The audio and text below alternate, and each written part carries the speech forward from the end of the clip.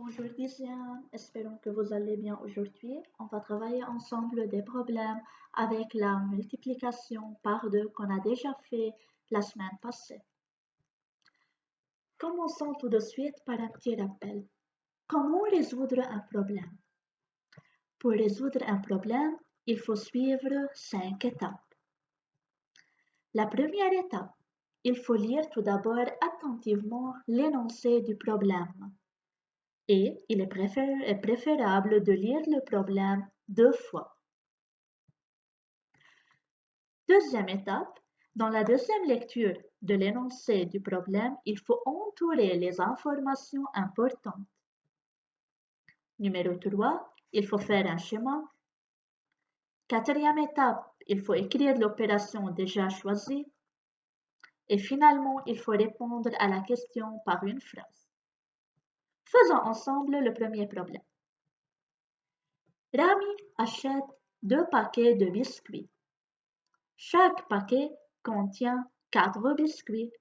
Combien de biscuits achète-t-il? Alors, c'est la première lecture. Maintenant, la deuxième lecture, il faut entourer les informations importantes. Rami achète 2 paquets, alors 2 paquets de biscuits. Et dans chaque paquet contient 4 biscuits. C'est la deuxième information. Combien de biscuits achète-t-il? Maintenant, après alors lire le problème 2 fois et après avoir entouré les informations importantes, il faut schématiser le problème. On a dit que Rami a acheté 2 paquets, alors on dessine 2 paquets. Dans chaque paquet, il y a 4 biscuits, alors je dessine 4 biscuits dans chaque paquet. Comme vous remarquez là, on a 2 paquets et dans chaque paquet, j'ai le même nombre de biscuits. Alors je peux penser directement à la multiplication. Pourquoi? Car le fait de multiplier, c'est prendre plusieurs collections ayant le même nombre d'objets comme on a déjà expliqué dans les leçons précédentes. Alors, l'opération sera 2 fois 4 égale à 8. Ou bien 4 fois 2 égale à 8 encore, c'est la même réponse. Maintenant, passons à la dernière étape, répondre par une phrase à la question. La question était, combien de biscuits achète-t-il? La réponse sera, il achète 8 biscuits. Un autre exemple. Papa donne 2 bonbons à chacun de ses 3 filles. Combien de bonbons distribue-t-il? On va voir. La deuxième lecture en entourant les informations importantes. Papa donne 2 bonbons. Alors, on a 2 bonbons.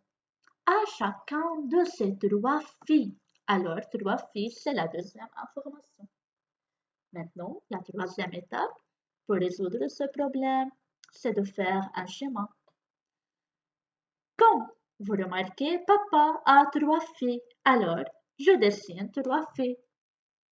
Et chaque fille a eu 2 bonbons de son papa. Alors, chaque fille a pris 2 bonbons. La première fille a 2, la deuxième fille encore a 2 et la troisième fille encore a 2.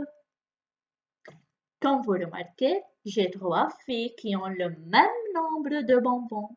Alors, tout de suite, je réfléchis à la multiplication. Alors, c'est 2 fois 3 qui me donne 6 ou bien 3 fois 2. La dernière étape, c'est de répondre à la question. Combien de bonbons distribue-t-il? Alors, il distribue 6 bonbons. Le devoir que vous allez le faire aujourd'hui, c'est à la page 121, le numéro 678. Lisons ensemble le premier problème. 1. L'immeuble est formé de 4 étages. Il y a 2 appartements par étage. Quel est le nombre d'appartements de cet immeuble? Vous allez lire vous-même le problème une deuxième fois, entourer les informations, faire un petit schéma, après écrire l'opération et finalement répondre à la question par une phrase. Numéro 7.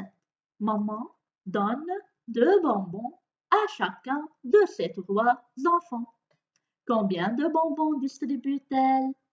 De même, il faut suivre les 5 étapes qu'on a déjà expliquées pour résoudre ce problème. Numéro 8.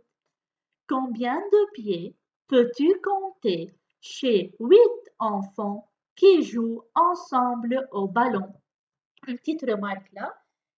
Comme vous savez, chaque enfant, chaque personne a 2 pieds.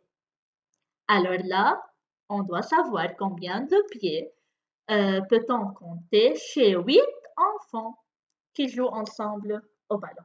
Encore, suivez s'il vous plaît les 5 étapes qu'on a déjà expliquées et faire ce problème.